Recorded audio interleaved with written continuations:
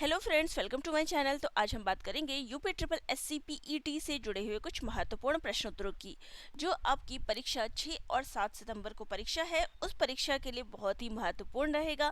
तो इन प्रश्नोत्तरों को ज़रूर देखिएगा, क्योंकि एक एक प्रश्न परीक्षा के लिए बहुत ही इम्पॉर्टेंट है। आने वाली परीक्षा में अगर सफल होना है तो प्रश्नोत्तरी की प्रैक्टिस करना भी बहुत ही इम्पॉर्टेंट होता है। तो कुछ ऐसे ही महत्वपूर्ण प्रश्नोत्तर लेके मैं आप सभी के लिए आई हूँ। तो चलिए प्रश्नोत्तरी शुरू कर देते हैं। बाकी प्रीवियस वीडियो आप मेरे चैनल पे देख सकते हैं, वहाँ आपको काफ़ी सारे प्रश्न जो है पीईटी की तैयारी के लिए मिल जाएंगे, तो एक बार उनको ज़रूर देख लीजिएगा। चलिए आज के प्रश्नोत्तरी शुरू करते हैं। तो पहला प्रश्न है, निम्नलिखित में से कौन सा एक युग्म सही सुमेलित नहीं है? तो तीर्थकर और उनके निर्वाण स्थल को हमें बताना है कि कौन सा सही नहीं है। तो ऋषभनाथ अष्टापद सही है। वासुपूज्य संवेद शिखर नेमिनाथ उज्जयंत महावीर पावापुरी। अब यहाँ पे कौन सा सही सुमेलित नहीं है? तो यहाँ पे देखिए, ये भी सही है, ये भी सही है, लेकिन वासुपूज्य जो है ये संवेद शिखर नहीं है। तो हमारे यहाँ पर right answer option number B हो जाएगा। तो यहाँ पे फिर राइट क्या है? तो ये है चंपापुरी। इनका निर्वाण स्थल क्या है? तो वो है चंपापुरी। चलिए नेक्स्ट क्वेश्चन देख लेते हैं। तो नेक्स्ट हमारा क्वेश्चन है, सिंधु सभ्यता के लोग किससे परिचित नहीं थे? बाघ, अज, अश्व, शेर या फिर हाथी? तो अब यहाँ पे कूट के हिसाब से आपको बताना है।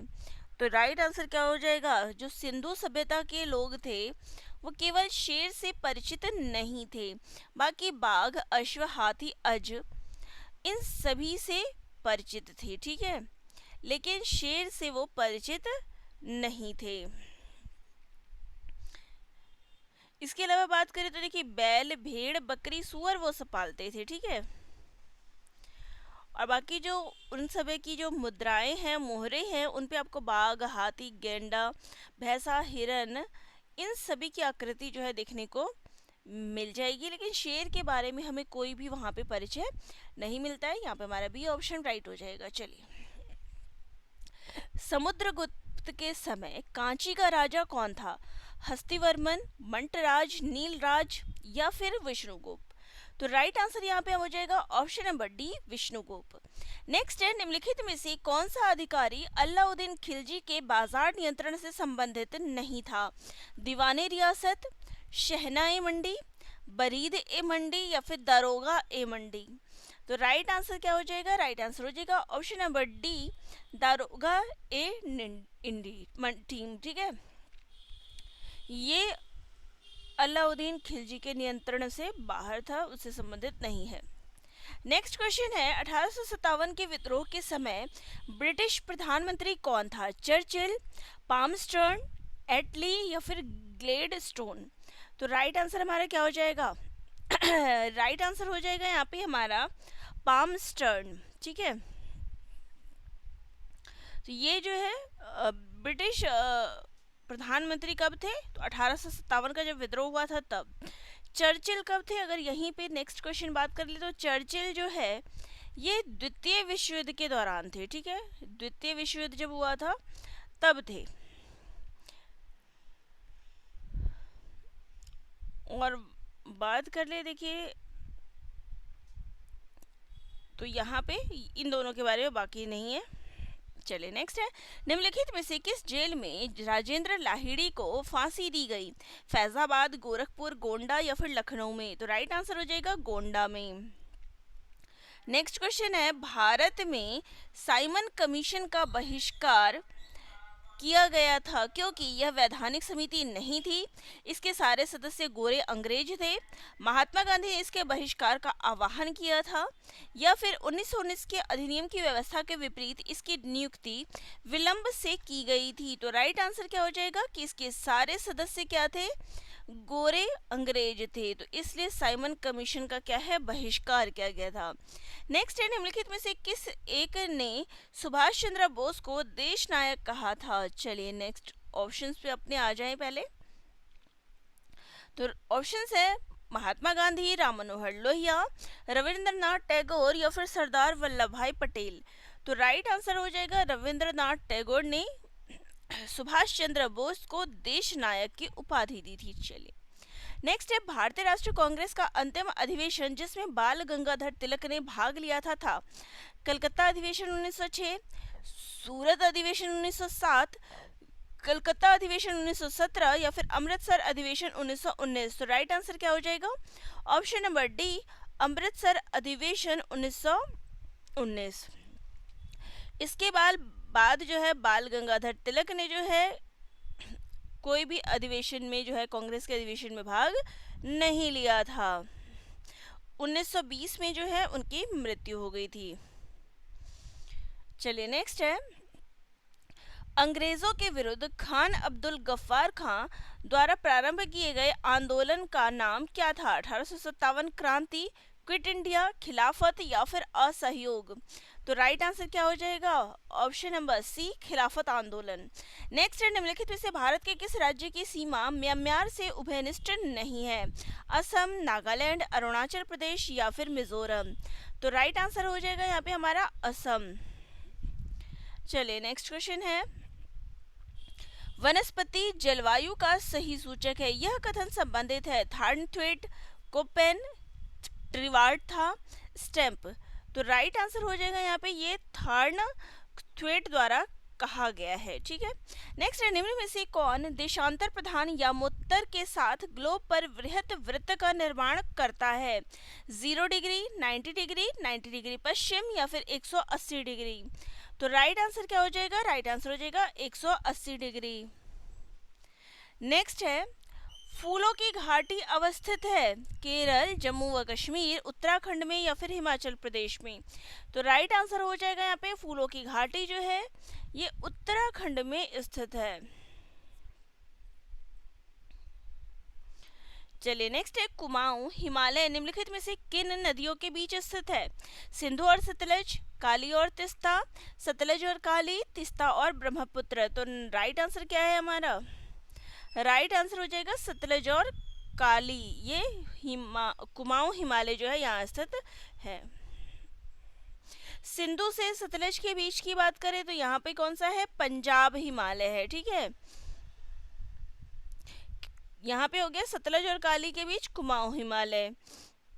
काली और तिस्ता के बीच कौन सा है? तो नेपाल हिमालय। ठीक है, और वहीं पे तिस्ता और ब्रह्मपुत्र की बात करें तो ब्रह्मपुत्र नदी आपको पता है कहाँ पर है? तो ये असम हिमालय। ठीक है, सिंधु और सतलज पंजाब हिमालय, सतलज और काली कुमाऊं हिमालय, काली और तिस्ता नेपाल हिमालय, तिस्ता और ब्रह्मपुत्र असम हिमालय। तो ये हो गया इसका चारों का आंसर। चलिए नेक्स्ट है, निम्नलिखित में से किस व्यक्ति ने मूल अधिकारों को हमारे लोगों के लिए एक प्रतिज्ञा तथा सभ्य विश्व के साथ किया गया समझौता कहा था? पंडित जवाहरलाल नेहरू, डॉक्टर भीमराव अंबेडकर, डॉक्टर राजेंद्र प्रसाद या फिर डॉक्टर एस राधा कृष्णन। तो राइट आंसर हो जाएगा option number D, S Radha Krishnan ने कहा था। नेक्स्ट है, भारतीय संविधान का कौन सा भाग अंतर्राष्ट्रीय शांति और सुरक्षा के प्रति राज्य के उत्तरदायित्व का उल्लेख करता है? मौलिक अधिकार, मौलिक कर्तव्य, राज्य के नीति निर्देशक सिद्धांत या फिर संविधान की प्रस्तावना। तो राइट आंसर हो जाएगा यहाँ पे हमारा ऑप्शन नंबर सी, राज्य के नीति निर्देशक सिद्धांत। नेक्स्ट है, भारतीय संघात्मक व्यवस्था में तृतीय तल कब जोड़ा गया? 1990, 1991, 1992 या फिर 1993। हो जाएगा वो हो जाएगा ऑप्शन नंबर सी, 1992 में। ठीक है, चलिए नेक्स्ट क्वेश्चन देखते हैं।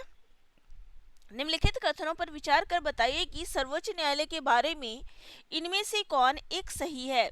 यह केवल मूल क्षेत्राधिकार रखता है, यह केवल मूल एवं अपीलीय क्षेत्राधिकार रखता है, यह केवल परामर्श संबंधी तथा अपीलीय क्षेत्राधिकार रखता है, यह मूल, अपीलीय और परामर्श संबंधी क्षेत्राधिकार रखता है। तो राइट आंसर क्या हो जाएगा? तो सर्वोच्च न्यायालय के बारे में क्या कथन सही है? तो वो है ऑप्शन नंबर डी, यह मूल, अपीलीय और परामर्श संबंधी क्षेत्राधिकार रखता है। चलिए नेक्स्ट क्वेश्चन पे आ जाए। तो नेक्स्ट हमारा क्वेश्चन है, पंचायती राज का मुख्य उद्देश्य है रोजगार बढ़ाना, कृषि उत्पादन को बढ़ाना, लोगों की राजनीतिक जागरूकता को बढ़ाना या फिर लोगों को चिकित्सा सुविधा प्रदान करना। तो राइट आंसर यहाँ पे हमारा क्या हो जाएगा? राइट आंसर हो जाएगा ऑप्शन नंबर ई, उपरोक्त में से कोई नहीं।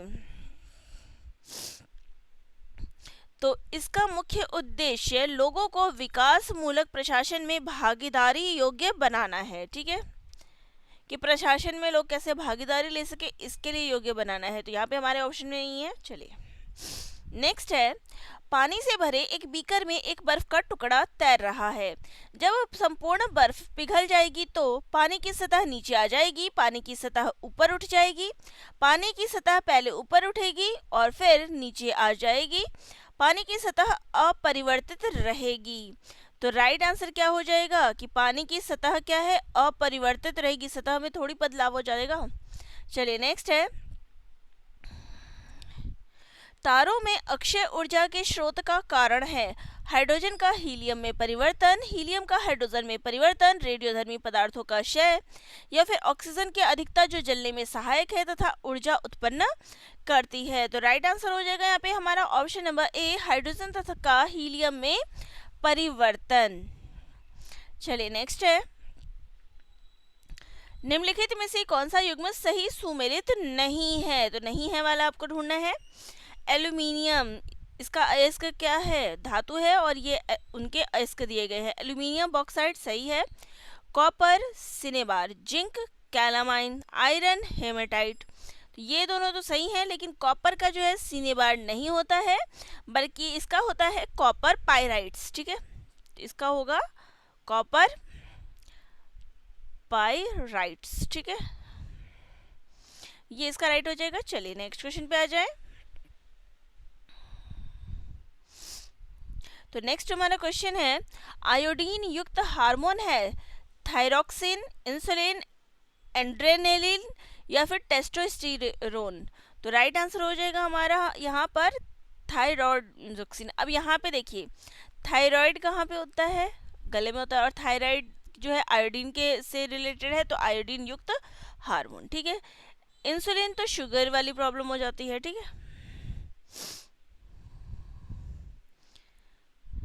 और थायरॉक्सिन की ही कमी से क्या है, घेंघा जो रोग हो जाता है, यानी नमक वाला रोग, इसी से हो जाता है। चलिए नेक्स्ट है, निद्रा रोग यानी स्लीपिंग सिकनेस नामक बीमारी होती है विटामिन ए की कमी से, शरीर में कैल्शियम की कमी से, रक्तचाप के बढ़ने से, ट्रिपेनोसोमा नामक एक कोशीय जीव से। तो राइट आंसर हो जाएगा यहाँ पे, निद्रा रोग जो है ये ट्रिपेनोसोमा नामक एक कोशीय जीव से फैलता है। चलिए नेक्स्ट क्वेश्चन है, किस पंचवर्षीय योजना का मुख्य उद्देश्य गरीबी हटाओ रखा गया। पांचवी पंचवर्षीय योजना, छठी पंचवर्षीय योजना, चौथी पंचवर्षीय योजना, सातवीं पंचवर्षीय योजना या फिर उपरोक्त में से कोई नहीं। तो राइट आंसर हो जाएगा यहाँ पे पांचवी पंचवर्षीय योजना। इसका उद्देश्य क्या था, गरीबी हटाओ। नेक्स्ट है, तो नेक्स्ट मेरा क्वेश्चन है, एफडीआई का स्वरूप पूर्ण नाम क्या है। Foreign development index, forest development investment, foreign direct investment या फिर फाइनेंशियल डेवलपमेंट इंस्टीट्यूट। तो राइट आंसर हो जाएगा यहाँ पे हमारा option number C, financial development institute. ठीक है,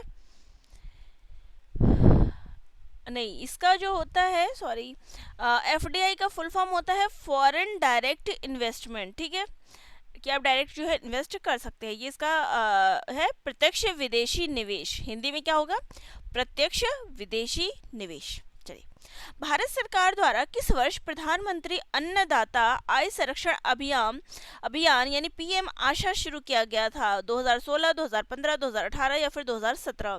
तो राइट आंसर हो जाएगा यहाँ पे हमारा ऑप्शन नंबर सी, 2018। नेक्स्ट है, भारतीय संविधान के डैश संशोधन अधिनियम द्वारा भारत में वस्तु एवं सेवा कर यानी कि जीएसटी जो है वो लागू किया गया। 73वें, 104वें, 92वें या फिर 98वें। तो राइट आंसर क्या हो जाएगा हमारा ऑप्शन नंबर ई, उपरोक्त में से कोई नहीं, क्योंकि ये जो संशोधन हुआ था ये 101वां संशोधन था। ठीक है, उसके अंतर्गत जो है जीएसटी लागू किया गया था। चलिए नेक्स्ट क्वेश्चन पे आ जाए। निम्नलिखित में से कौन सा कथन सार्वजनिक क्षेत्रक इकाई के लिए सही है। अधिकांश परिसंपत्तियों का स्वामित्व लोगों के समूह के पास होता है। अधिकांश परिसंपत्तियां बड़ी कंपनियों के स्वामित्व में होती है।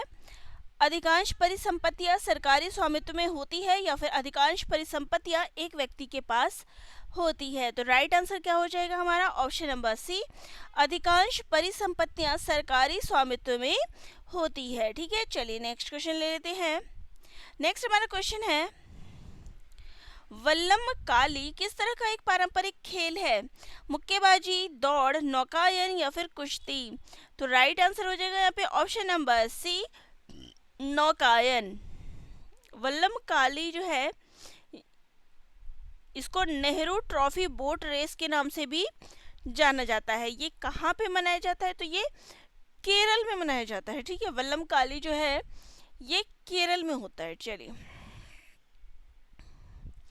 नेक्स्ट है, प्रवासी भारतीय दिवस कब मनाया जाता है? 2 जनवरी, 8 जनवरी, 9 जनवरी या फिर 1 जनवरी को? तो राइट आंसर हो जाएगा यहाँ पे ऑप्शन नंबर सी, 9 जनवरी को। नेक्स्ट है, प्रथम राष्ट्रमंडल खेलों का आयोजन इनमें से किस वर्ष में किया गया था? 1912, 1930, 1965 या फिर 1956 में? तो राइट आंसर हो जाएगा यहाँ पे ऑप्शन नंबर बी, 1930 में। नेक्स्ट है, CSIR स्वायत्त निकाय के रूप में भारत में सबसे बड़ा अनुसंधान और विकास संगठन है। CSIR का क्या अर्थ है? Council of scientific and industrial research, council of space and industrial research, centre of space and industrial research या फिर chamber of status and industrial research? तो राइट आंसर क्या हो जाएगा हमारा? राइट आंसर हो जाएगा CSIR का जो फुल फॉर्म होता है वो होता है counselling of scientific and industrial research. चलिए नेक्स्ट क्वेश्चन पे आ जाए। तो नेक्स्ट हमारा क्वेश्चन है, लोकसभा के अध्यक्ष और उपाध्यक्ष की अनुपस्थिति में संसद के दोनों सदनों की संयुक्त बैठक की अध्यक्षता कौन करता है?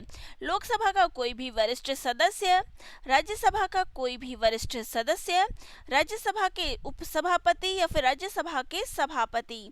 तो राइट आंसर हमारा हो जाएगा यहाँ पे ऑप्शन नंबर सी, राज्यसभा के उपसभापति। नेक्स्ट है, निम्नलिखित में से किस देश के साथ भारत सर्वाधिक लंबी अंतर्राष्ट्रीय सीमा साझा करता है? पाकिस्तान, बांग्लादेश, नेपाल या फिर चीन? तो राइट आंसर हो जाएगा यहाँ पे option number B, Bangladesh. Next है, आयरलैंड की राजधानी क्या है?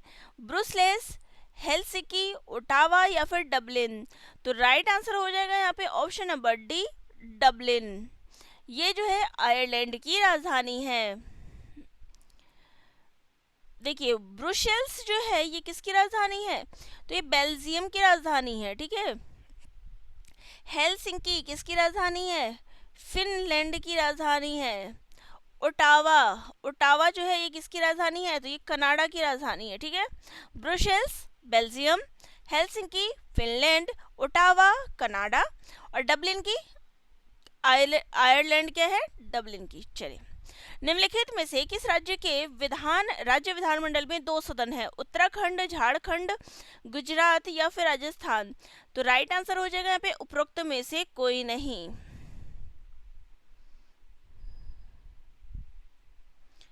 ठीक है, इनमें से कोई भी राज्य विधानमंडल में 2 सदन नहीं है। और किसमें है अगर हम बात करें तो देखिए, यूपी में है आपको 2 सदन मिलेगा, बिहार में है, महाराष्ट्र में है,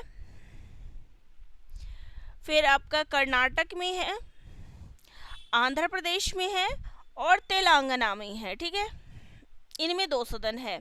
नेक्स्ट है, निम्नलिखित में से कौन सी गैस ग्रीन हाउस गैस नहीं है? मीथेन, नाइट्रोजन, जलवाष्प या फिर कार्बन डाइऑक्साइड? तो राइट आंसर हमारा हो जाएगा नाइट्रोजन। नेक्स्ट है, पारितंत्र के 2 मूल घटक हैं, पौधे और प्राणी, जीवीय और अजीवीय घटक, पौधे और प्रकाश, घास पात और सूक्ष्म जीव? तो राइट आंसर हो जाएगा यहाँ पे जीवीय और अजीवीय घटक। चलिए आगे क्वेश्चन ले लेते हैं। तो यहाँ पर हम हिंदी से जो सामान्य हिंदी से आपका प्रश्न पूछा जाता है, चलिए उस पर बात कर लेते हैं। तो प्रश्न है, नवोढ़ा का संधि विच्छेद होगा नव जमा ऊढ़ा, नवो जमा ढा, नव जमा ऊढ़ा या फिर न जमा ओढ़ा? तो राइट आंसर क्या हो जाएगा? उपरोक्त में से कोई नहीं। क्यों? क्योंकि यहाँ पे क्या आएगा? यहाँ पे होता है नव जमा ऊढ़ा, ये होता है नवोढ़ा, ये होता है इस प्रकार से। ठीक है, ये कौन सी संधि है? तो ये गुण संधि है, ठीक है। चलिए नेक्स्ट है, किस विकल्प में सही विलोम युग्म है? नूतन, पुरातन, निषिद्ध, तुच्छ, कर्कश, खुरखुरा, जोड़, मेल। तो कौन सा युग्म जो है वो सही है? नूतन, पुरातन सही है, कर्कश, मधुर, देखिए निषिद्ध, तुच्छ, ये भी क्या है? गलत है। निषिद्ध का क्या होता है? विहित होता है, विहित। कर्कश, कर्कश का खुरखुरा नहीं होगा, क्या हो जाएगा? मधुर होता है। जोड़ का क्या होगा? जोड़ करना और मेल करना, ये भी तो सही नहीं है। जोड़ तोड़, मेल नहीं होता। तो यहाँ पे जो सही है वो नूतन पुरातन ही है, ठीक है। निम्नलिखित में से पुल्लिंग शब्द कौन सा है? मजा, सजा, कजा या फिर रजा। तो राइट आंसर क्या हो जाएगा यहाँ पे? ऑप्शन नंबर ए, मजा जो है ये क्या है? पुल्लिंग शब्द है। शेष शब्द यानी सदा, कजा, रजा ये सारे स्त्रीलिंग हैं। नेक्स्ट है, किस वाक्यांश के लिए प्रयुक्त शब्द सार्थक नहीं है? जल में जन्मने वाला जलज, जहाँ केवल रेत ही रेत हो मरुस्थल, अनुचित बात के लिए आग्रह, दुराग्रह, जो सब कुछ जानता है बहुज्ञ। तो कौन सा सही नहीं है? तो देखिए, जल में जन्मने वाला जलज सही है, जहाँ केवल रेत ही रेत हो मरुस्थल ये भी सही है, अनुचित बात के लिए आग्रह, दुराग्रह ये भी सही है, जो सब कुछ जानता हो वो बहुज्ञ नहीं होता, उसके लिए शब्द होता है वो होता है सर्वज्ञ। ठीक है, तो हमारा डी ऑप्शन यहाँ पर राइट हो जाएगा। नेक्स्ट क्वेश्चन है, निम्न में से कौन सा उपन्यास अमीर खुसरो के जीवन पर केंद्रित है? खुसरो रैन सुहागी, हिंद की तूती, चल खुसरो घर आपने या फिर मानस का हंस। तो राइट आंसर क्या हो जाएगा यहाँ पे? उपरोक्त में से कोई नहीं, क्योंकि खुसरो के जीवन पर आधारित कोई भी उपन्यास नहीं है इसमें से। अगर बात करें तो कौन सा है? तो देखिए, आईना समाज, आईना समाज नाम से जो है ये खुसरो के जीवन पर आधारित उपन्यास है, ठीक है। चलिए आगे क्वेश्चन देख लेते हैं, करंट अफेयर के क्वेश्चंस है। चलिए प्रश्न देख लेते हैं, हाल ही में निम्नलिखित में से किसे देश के सर्वोच्च नागरिक पुरस्कार companion of the order of Fiji से सम्मानित किया गया? श्री श्री रविशंकर, श्री नरेंद्र मोदी, श्री मधुसूदन साई, श्रीमती द्रौपदी मुर्मू। तो राइट आंसर क्या हो जाएगा? Option number C, Shri Madhusudan Sai को। नेक्स्ट है, 2 से लेके 4 अप्रैल 2020 के बीच 25 के बीच छठे विम्स्पेट स्टेक शिखर सम्मेलन का आयोजन कहाँ किया गया? थाईलैंड, म्यांमार, श्रीलंका या फिर भारत। तो राइट आंसर क्या हो जाएगा? बिम्स्टेक का जो सम्मेलन है ये थाईलैंड में आयोजन किया गया, और इस सम्मेलन का जो विषय था वो था बिम्स्टेक समृद्ध, लचीला और खुला। चलिए आगे क्वेश्चन देखते हैं। तो क्वेश्चन है, निम्नलिखित में से किसने भारतीय विशिष्ट पहचान प्राधिकरण यानी कि जो ये आपका आधार है कि मुख्य कार्यकारी अधिकारी के रूप में नियुक्त किया गया? भुवनेश कुमार, अनूप ठाकुर, राजेश सिंह या फिर राहुल वर्मा को। तो राइट आंसर हमारा हो जाएगा यहाँ पे भुवनेश कुमार ने नया ज्वाइन किया है UIDAI के लिए। नेक्स्ट है, विश्व बैंक द्वारा हाल ही में जारी India poverty and equity brief April 2025 शीर्षक रिपोर्ट के अनुसार भारत की अत्यधिक गरीबी यानी कि 16.2% 2011-12 से घटाकर डैश 2022-23 हो गई है। 2.6%, 2.3%, 8.6% या फिर 6.5%। तो राइट आंसर हो जाएगा यहाँ पे हमारा ऑप्शन नंबर बी, 2.3%। नेक्स्ट है, हाल ही में तमिलनाडु सरकार ने निम्नलिखित में से किस शहर में मोरिंगा यानी कि ड्रम स्टिंग निर्यात सुविधा केंद्र स्थापित किया है? मदुरई, कोयम्बटूर, तिरुचिरापल्ली या फिर तंजावुर। तो राइट आंसर हो जाएगा यहाँ पे मदुरई में।